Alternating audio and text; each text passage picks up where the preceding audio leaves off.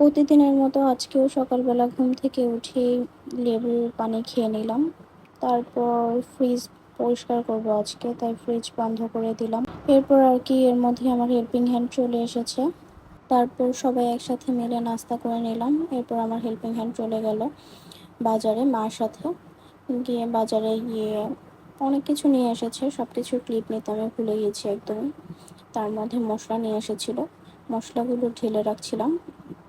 মশলাগুলো ঢালা হয়ে গেলে তারপর চলে গেলাম রান্নাঘরে। গিয়ে দেখি আমার হেল্পিং হ্যান্ড তরকারি কেটে সবকিছু রেডি করছে। তারপর সবকিছু রেডি হয়ে গেলে আমি একে একে চুলায় বসিয়ে দিলাম। প্রথমে শাক বসিয়ে দিলাম, তার পাশে বসিয়ে দিয়েছি মাছ ভাজা। আজকে রান্না করব ডাঁটা দিয়ে, আলু দিয়ে, রুই মাছ দিয়ে। আর ডাঁটা শাক ভাজি করব আলু দিয়ে। আর রান্না করব লাউ। লাউ আমার খুবই ভালো লাগে। আজকে আমার রান্না করতে করতে এমনিতে অনেক লেট হয়ে গেছে। তারপর রুমে গিয়ে দেখি রুমের অবস্থাও খুবই বাজে।